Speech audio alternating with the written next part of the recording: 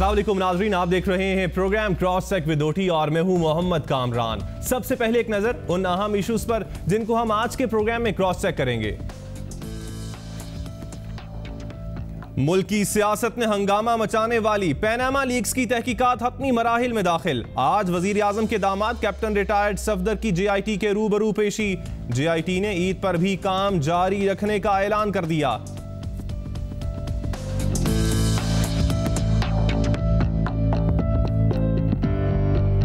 अरब ममालिक के 13 कड़े मुतालिबात ने कतर के लिए नई मुश्किलात खड़ी कर दी। खलीजी बहरान मजीद संगीन रुख इख्तियार करने लगा।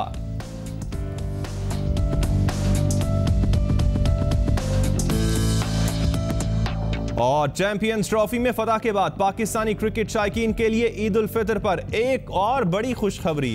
ICC ने वर्ल्ड 11 पाकिस्तान भेजने का इंदिया दे दिया। नाज़रीन, मुल्की सियासत में हंगामा मचाने वाली पैनामा लीक्स की तहकीकात आखिरी मराहिल में दाखिल हो चुकी हैं। तहकीकात के लिए JIT को दिए गए 60 रोज 6 जुलाई को खत्म हो जाएंगे, जिसके बाद 10 जुलाई को हतमी रिपोर्ट सुप्रीम कोर्ट के 3 रुकनी बेंच के सामने पेश की जाएगी। आज वजीर आजम के दामाद कैप्टन सफदर JIT के सामने पेश हुए और सवालात के जवाब दिए। उनसे कबल खुद वजीर आजम नवाज शरीफ, उनके साहबजादे हुसैन और हसन नवाज और वजीर आला पंजाब शहबाज शरीफ, जो कि वजीर आजम के साहबजादे हैं, वजीर आजम के भाई हैं, वो भी JIT में की तफ्तीश का हिस्सा बन चुके हैं। शरीफ खानदान के असासों और मनी ट्रेल के हवाले से होने वाली इन तहकीकात में एक नई और पंगामा खेज एंट्री डाली गई है साबिक वजीर दाखिला रहमान मलिक की जानिब से। जुमे के रोज उनकी JIT में पेशी ने एक नया पिंडोरा बॉक्स खोल दिया है, जिन्होंने 1992 में बतौर additional DG FIA money laundering के हवाले से की जाने वाली अपनी तहकीकात की रिपोर्ट्स भी JIT को पेश की है।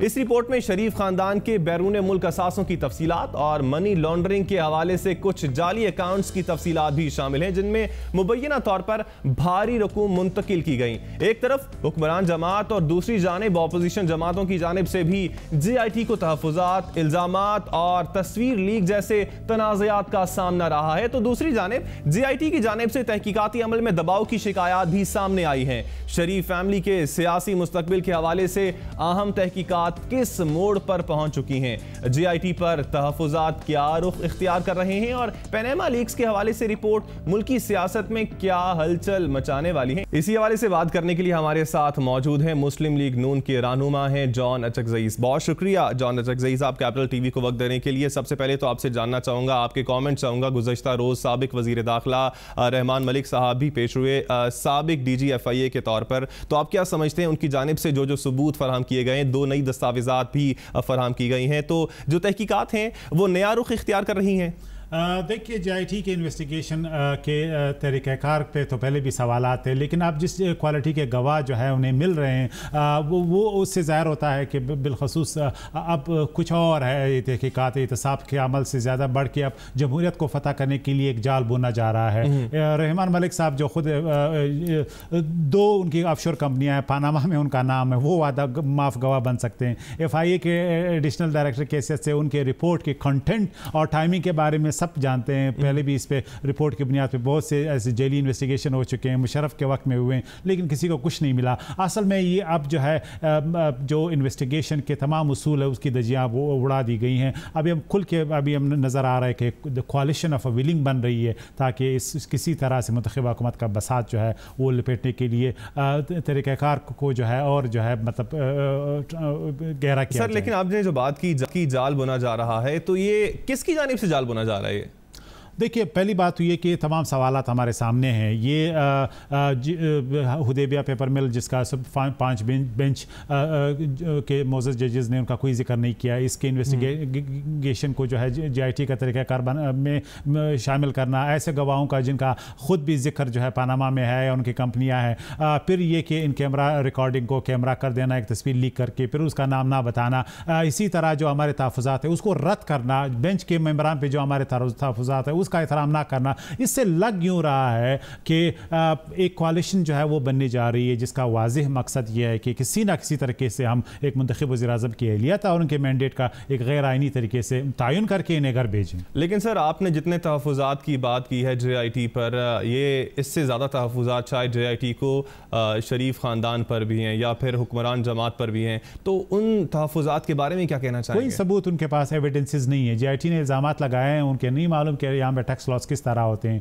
5 साल के बाद टैक्स रिटर्न का आप मुतालबा नहीं कर सकते, टैक्स लॉस है, या तो हम कहेंगे बनाना रियासत है। 10 साल के जो आपके पुराने वेल्थ स्टेटमेंट है, लॉ 2002 में जो है वो तब्दील हो गया था। अब आपको 1974 के बाद जो है टैक्स रिटर्न चाहिए, क्योंकि आपने किसी भी तरह से इस ख़ानदान को फ्रेम करना है। तो मतलब इट्स नाउ रिडिकुलस। अब इसको जो है ये कहना कि ये लेजिटिमेट डिमांड है, मैं समझता हूँ कि इससे इंटेंट ज़ाहिर होता है, और इंटेंट ये है कि किसी ना किसी तरीके से किसी भी पुरानी शवाहिद की बुनियाद पर जिनका इवन लीगली बार्ड टाइमिंग है उससे भी बियॉन्ड जाके सर आपके जो नाकदीन हैं, शरीफ फैमिली के जो नाकदीन हैं, जो हुक्मरान जमात मुस्लिम लीग नून के नाकदीन हैं, उनकी जानिब से कहा जाता है कि शरीफ फैमिली की जानिब से कोई सबूत फराहम नहीं किया जा रहा सुप्रीम कोर्ट के सामने या JIT के सामने, सिर्फ तकरीरें की जा रही हैं, बयानबाजी की जा रही है। तो ऐसे नाकदीन को क्या कहेंगे आप?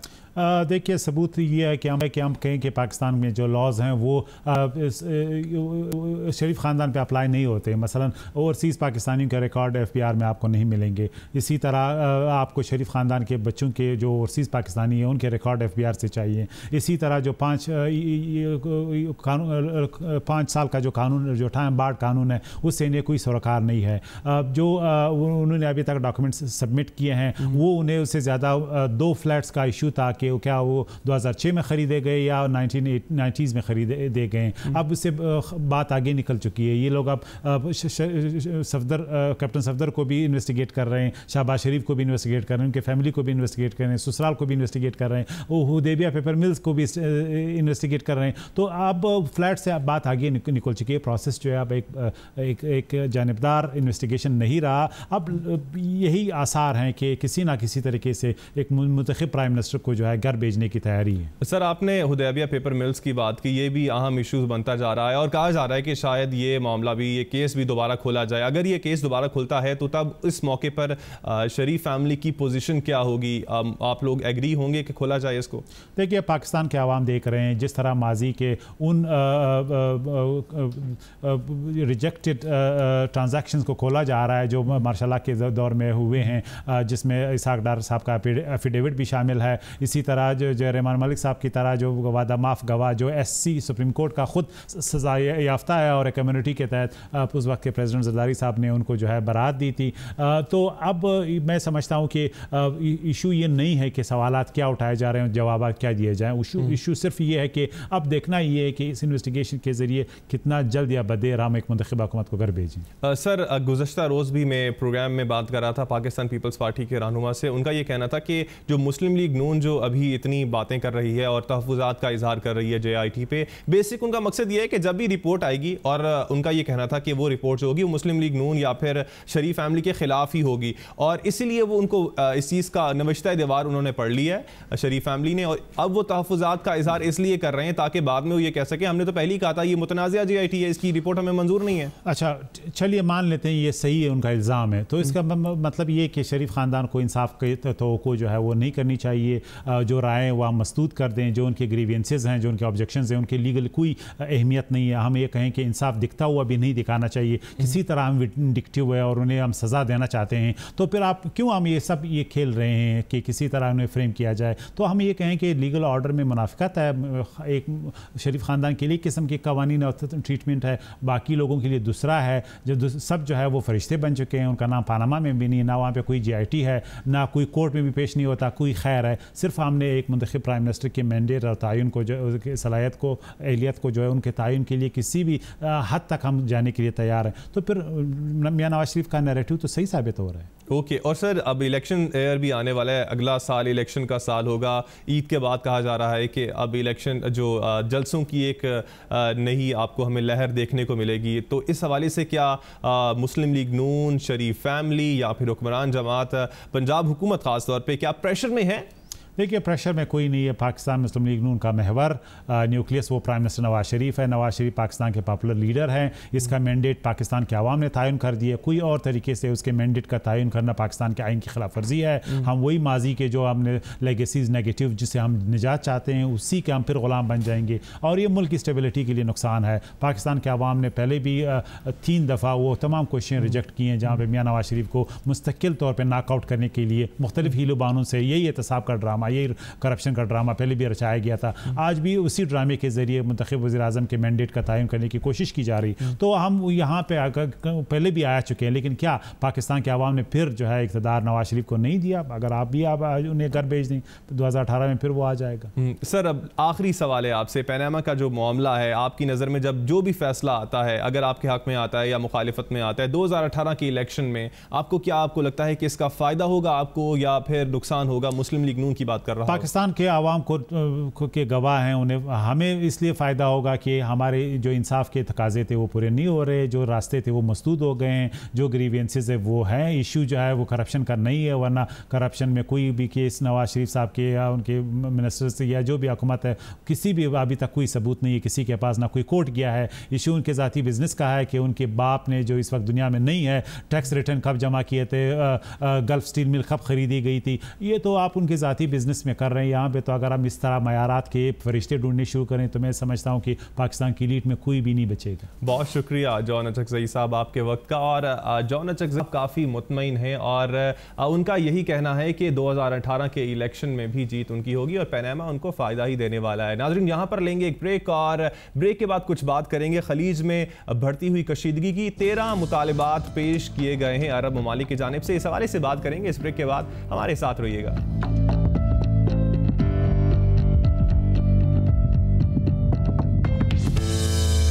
नाज़रीन, सऊदी अरब, मिस्र और बहरीन समेत 6 अहम मुस्लिम ममालिक की जानिब से कतर से सिफारती ताल्लुकात खत्म करने और कतरी एयरलाइन पर लगाई जाने वाली पाबंदियों के बाद ताल्लुकात की बहाली के लिए 13 मजीद कड़े मुतालिबात कतर के सामने रखे गए हैं।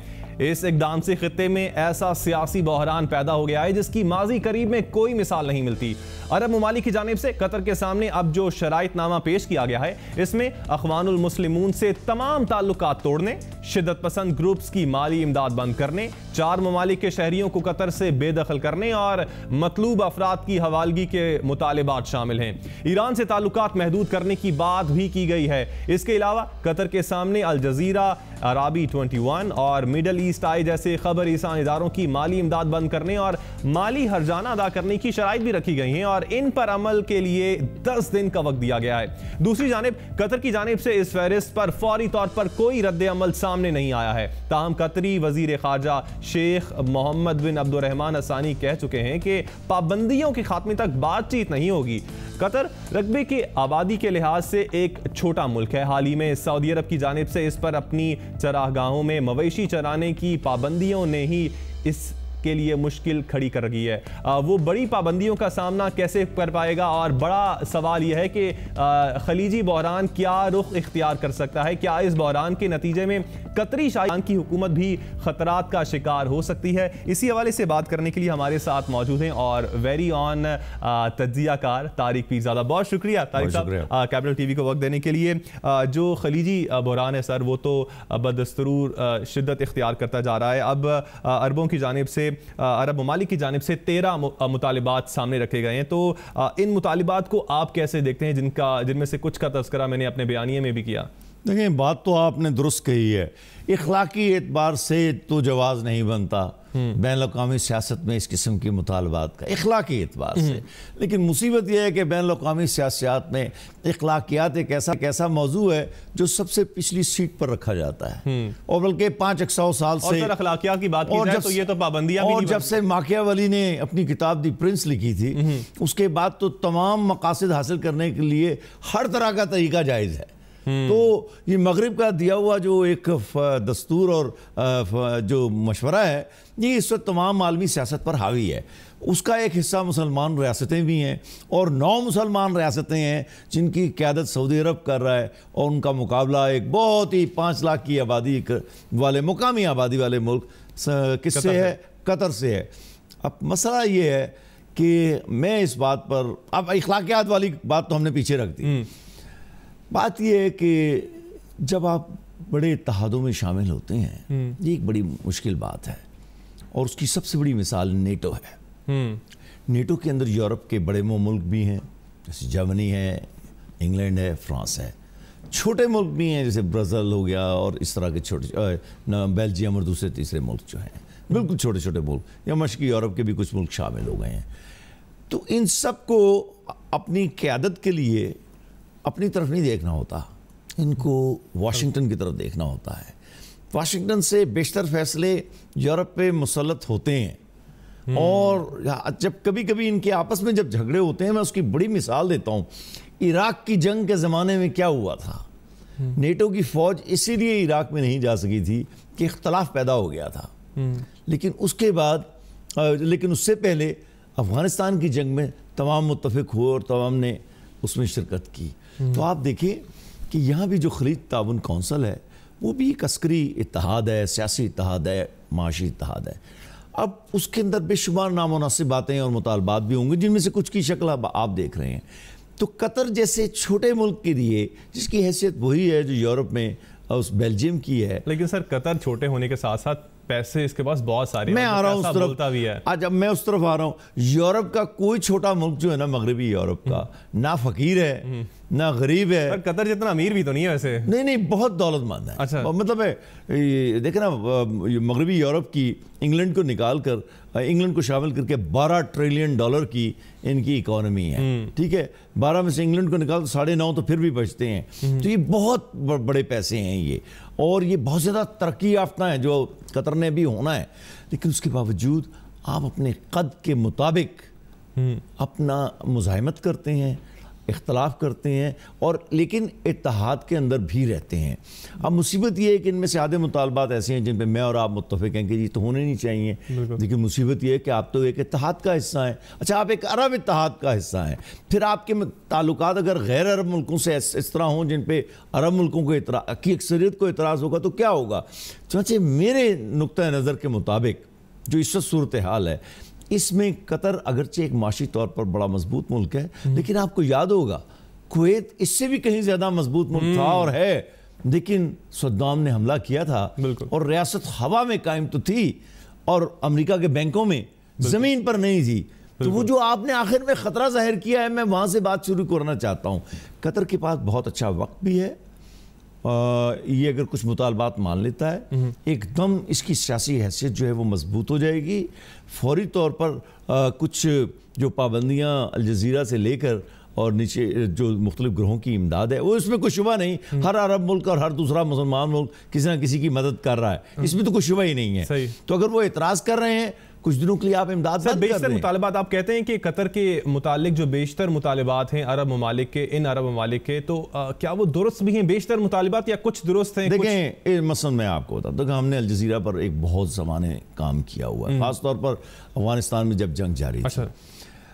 اس زمان ابھی جب یہ اخوان المسلمون کا مسئلہ ہوا اور ان کا تختہ الٹ دیا گیا اور سیسی صاحب آئے, تو میں یہاں بیٹھا ہوا کھل کر اعتراف کر رہا ہوں کہ میں نے الجزیرہ سے عبد الفتاح سیسی کے خلاف پروگرام کیا تھا. اچھا, بالکل, اور کہا تھا کہ یہ ٹھگ ہیں, ڈاکو ہیں جنہوں نے آ کے قبضہ کر لیا ہے. میں نے کہا تھا, لیکن حقائق زمینی کیا ہیں؟ اب وہ جب وہ حملہ قبضہ ہو جاتا ہے, حکومت بدل جاتی ہے, پورا نظام بدل جاتا ہے, تو حقائق بدل جاتے ہیں. اب یہ مصیبت یہ ہے کہ اخلاقی طور پر ناقابل قبول بات ہے, لیکن زمینی طور پر اس کو قبول کرنے کے علاوہ چارہ کوئی نہیں. میں خود اب یہ کہنے کے لیے تیار ہوں یہیں بیٹھ کر کہ ہمارے پاس اس وقت پاکستان کے پاس یا عرب ممالک کے پاس کوئی راستہ نہیں ہے کہ, یا امریکہ کے پاس بھی, امریکی خلاف تھے. بالکل, کتنی بڑی بات تھی, اوباما کے دور میں واقعہ ہوا, اس نے کچھ دن پابندیاں لگائیں, اس کے بعد جناب امداد بھی بحال کر دی 8-10 مہینے کے بعد. تو ان کا یہ مسئلہ ہے کہ نمبر 1 آپ چلتے ہیں نا ایک ایک کر کے مسئلے کی طرف. الجزیرہ ایک بڑا ہی خوفناک ہتھیار ہے, جس طرح CNN خوفناک ہتھیار ہے. جنگیں اگر نہ ہوں تو میڈیا سے بڑا ہتھیار کوئی نہیں ہوتا. ٹھیک ہو گئی بات. تو آپ دیکھیں کہ ایک خبر آتی ہے اور حکومتیں ہل جاتی ہیں.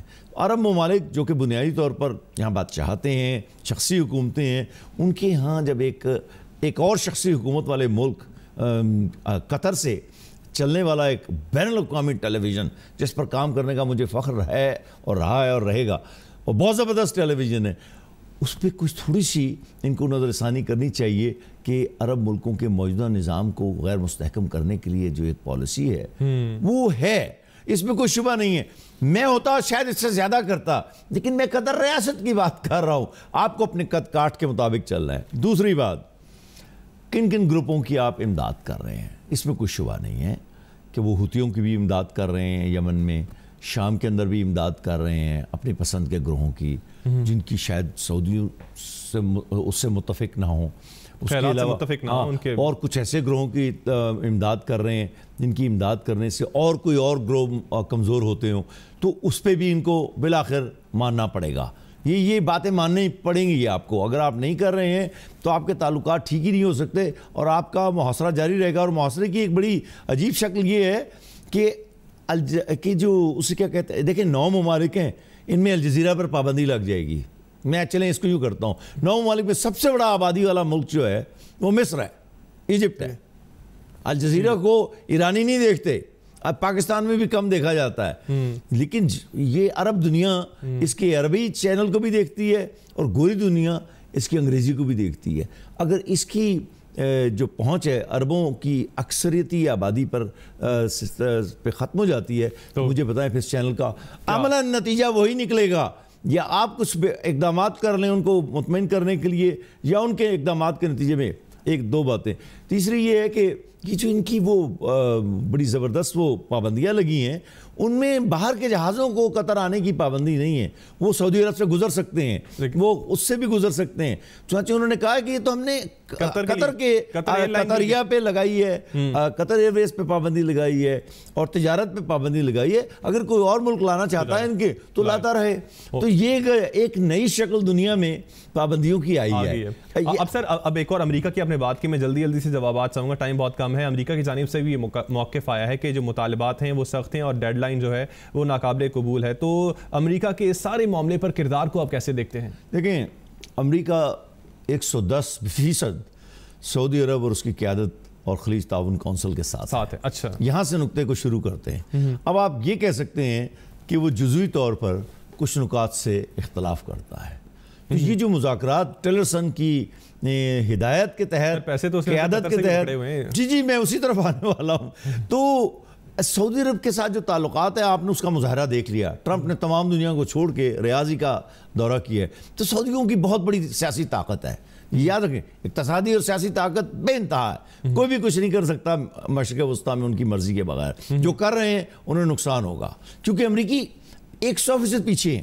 یہاں تک کہ یمن کے مسئلے پہ بھی امریکی سعودیوں کے پیچھے ہیں، تو ان باتوں کو سمجھنا چاہیے۔ تو میں سمجھتا ہوں کہ امریکی تھوڑا سا دباؤ ڈالیں گے کہ یار کچھ مطالبات آپ چھوڑ دیں، کچھ آپ اس طرح کر دیں، مذاکرات کا یہی طریقہ ہوتا ہے، لیکن قطر کو کچھ نہ کچھ باتیں فوراً ماننا پڑیں گی، ورنہ مستقبل میں سر بہتری دیکھ رہے ہیں۔ لاسٹ کوشچن ہے، ٹائم بالکل شارٹ ہے، 30 سیکنڈ کے اندر جواب چاہوں گا میں کہتا ہوں ایک ہی فکرے میں جواب ہے، میرا خیال ہے قطر کو جھکنا پڑے گا۔ اوکے، بہت شکریہ، طارق پیرزادہ ہمارے ساتھ موجود تھے اور ان کا یہ کہنا تھا کہ بالآخر جو قطر ہے اس کو جھکنا ہی پڑے گا۔ ناظرین، یہاں پر لیں گے ایک بریک اور بریک کے بعد کچھ بات کریں گے پاکستان میں کرکٹ کی بحالی کی۔ ورلڈ 11 پاکستان آ رہی ہے، اس حوالے میں بات کریں گے، لیکن اس بریک کے بعد ہمارے ساتھ رہیے گا۔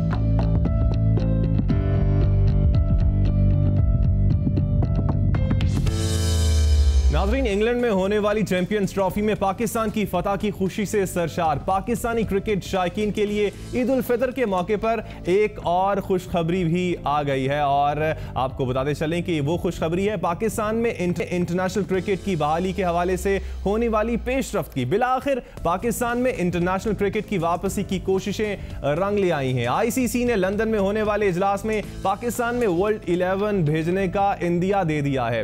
انٹرنیشنل کرکٹ کونسل کے اجلاس میں پاکستان میں 3 T20 میچز منعقد کروانے کا फैसला किया गया है और PSL के फाइनल की तरह पाकिस्तान और वर्ल्ड 11 के माबैन ये मैचेस लाहौर में खेले जाएंगे। अहम बात यह है कि इन मैचेस को बैनुल अक़वामी स्टेटस हासिल होगा, ताहम मैचेस की तफसीलात का ऐलान बाद में किया जाएगा। खुशाइंद बात यह भी है और पाकिस्तान में इंटरनेशनल क्रिकेट की बहाली के हवाले से बड़ी पेशरफ्त भी है। क्रॉस चेक करेंगे कि इसमें चैंपियंस ट्रॉफी में पाकिस्तान की जीत ने कितना किरदार अदा किया और आपको बताएंगे कि पाकिस्तान क्रिकेट बोर्ड की जानिब से की जाने वाली कोशिशें भी क्या असरअंदाज हुई। इस हवाले से बात करने के लिए हमारे साथ इस वक्त स्टूडियो में मौजूद हैं साथ क्रिकेटर हैं, ICC के मैच रेफरी भी हैं और बहुत अच्छे कमेंटेटर हैं, क्रिकेट के एक्सपर्ट भी कह सकते हैं उनको आप, कर्नल रिटायर्ड नौशाद। बहुत शुक्रिया सर आपकी तशरीफ आवरी का।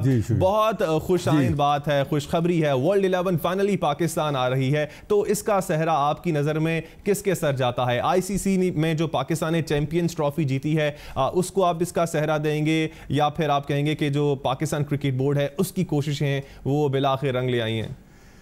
देखिए, अगर आप ग्रेजुअली इसकी बात करें, the first indication was the PSL का फाइनल पाकिस्तान में हुआ, सक्सेसफुली हुआ without any security hindrance.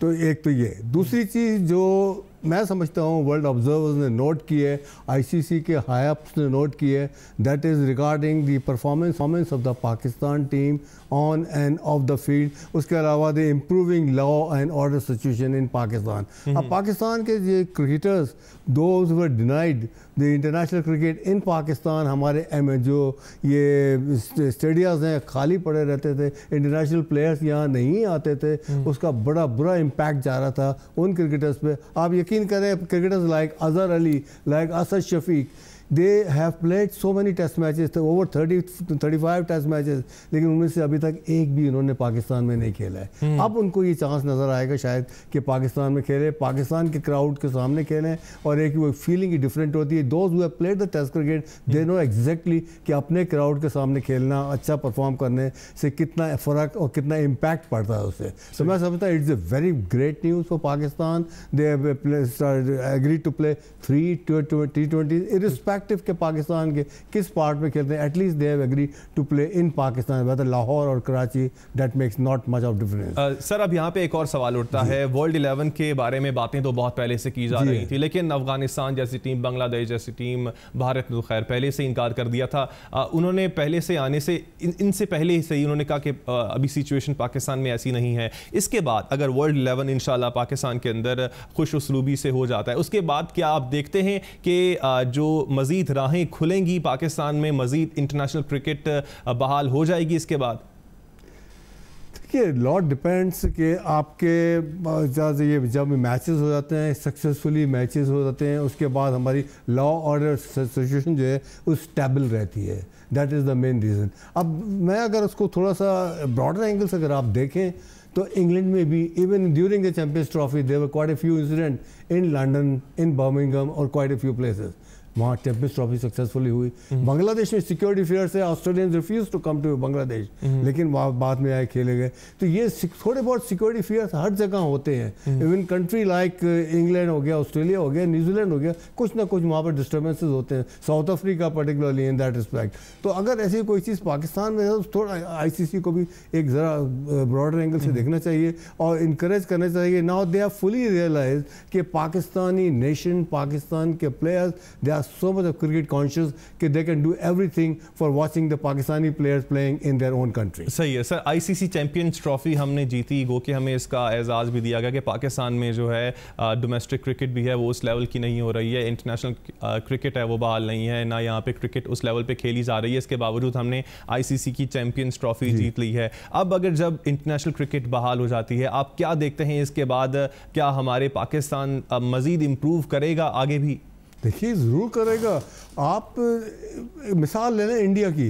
India used to have 9 cricketing centres, now they have 25, क्योंकि उनके पास IPL भी है, सारी दुनिया के प्लेयर्स भी खेलने। हमारे पास भी इंफ्रास्ट्रक्चर बहुत अच्छा है। We have got 6 to 7 cricketing centre जहाँ पे टेस्ट मैचेस हो चुके हैं पाकिस्तान में। अगर आपके थोड़े बहुत और ये आना शुरू हुए, उसके बाद टेस्ट मैचेस हुए या T20s हुए, इवन ODIs हुए, तो कोई वजह नहीं है कि पाकिस्तान का जो इंफ्रास्ट्रक्चर है जो इस वक्त इस कंडीशन में फर्दर इम्प्रूव करे, कोई नए क्रिकेटिंग सेंटर भी आ जाएँ तो उससे फ़र्क। आप देखिए, मैं आपको मिसाल देता हूँ कि Arbab stadium Peshawar, It used to be a beautiful stadium. बहुत टेस्ट मैचेस वहाँ पर हुए, बड़े सक्सेसफुल टेस्ट मैचेस हुए. जब से ये क्रिकेट बंद हो गई, नथिंग हैज हैपेंड देयर. वो डिटोरेट हो गया है. अगर फर्ज करिए दरवाजे खुलते हैं आपके लिए, कोई वजह नहीं कि अरबाब स्टेडियम दोबारा रिवाइव हो जाए, वहाँ पर दोबारा क्राउड नज़र आ जाए, वहाँ इंडियंस भी खेलने के लिए जैसे पहले आ चुके हैं इस दोबारा आना शुरू हो जाए. मैं समझता हूँ कि it's a good sign. Sir, ICC champions trophy में पाकिस्तान ने नो डाउट बहुत शानदार कारकर्दगी दिखाई, लेकिन अब सवाल ये उठता है कि आपकी नज़र के अंदर क्या वो वक्ती कारकर्दगी थी या सस्टेन कर पाएगी, क्योंकि पाकिस्तान का ट्रैक रिकॉर्ड इस हवाले से कोई बहुत अच्छा नहीं है. पाकिस्तान एक मैच में बहुत अच्छा परफॉर्म करता है, सेकंड में उतना ही गंदा परफॉर्म करता है. तो फतुआत का ये सिलसिला आपकी नज़र में जारी रहेगा? हमारे टैलेंट में इतना सस्टेनेबिलिटी है? देखिए, मैं इसको दो पार्ट्स में डिस्क्राइब करूँगा. एक तो आईसीसी चैंपियंस ट्रॉफी, आपने कहा कि ये सस्टेन करेगा या नहीं, that's a separate question. First आप बात करें प्रेजेंट ट्रॉफी की. अगर कोई ये कहता है फ्लुक था, तो I will not agree to it. Fluke हो सकता है 1, 2, but they have beaten 4 teams in succession. 3 groups में किया, सेमीफाइनल किया और फाइनल किया.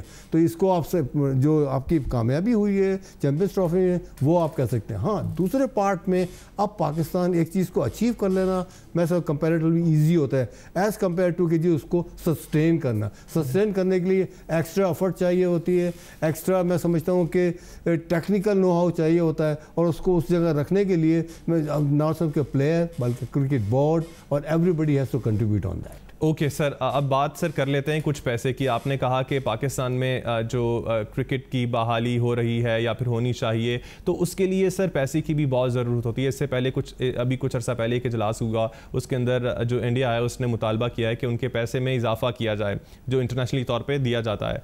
तो आप क्या समझते हैं कि पाकिस्तान के लिए भी कुछ इमदाद आनी चाहिए बाहर से भी, ताकि क्रिकेट ग्राउंड जो पाकिस्तान के अंदर हैं वो बहाल हों?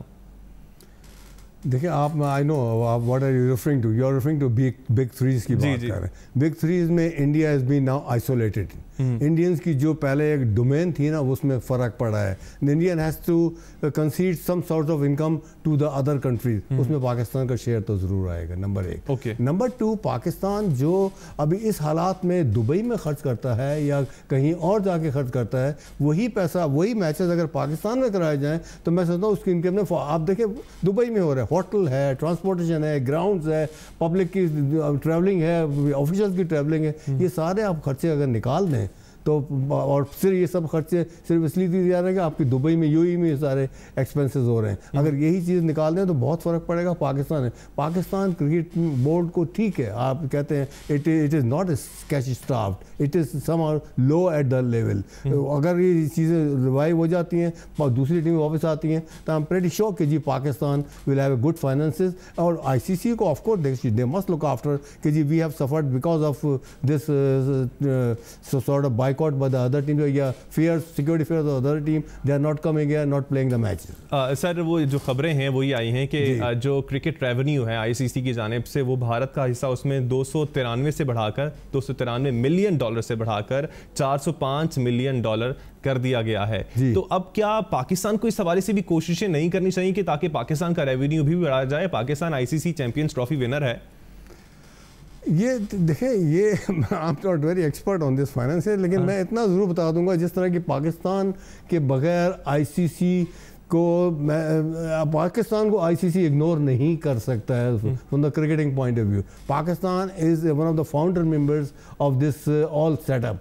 पाकिस्तान एक बड़ा डोमिनेंट रोल प्ले करता है when there is a ICC meeting, और करना भी चाहिए, क्योंकि अगर आप इसको पाकिस्तान का शेयर देखें, पाकिस्तान की परफॉर्मेंस देखें, हम जो दूसरी जितनी टीमें फेयर करती हैं पाकिस्तान से खेलने में, मेरे ख्याल है दूसरों से इतना नहीं करती हैं. अब आप फाइनेंस की बात करते हैं, देखें ठीक है, पाकिस्तान का शेयर कंपैरेटिवली बढ़ना चाहिए, लेकिन अगर पाकिस्तान में दूसरी टीमें वो आने लगी, पाकिस्तान को test matches, for example Pakistan now plays 9 to 10 test matches in a year. If it goes to 15 to 16, naturally वो इनकम होगी.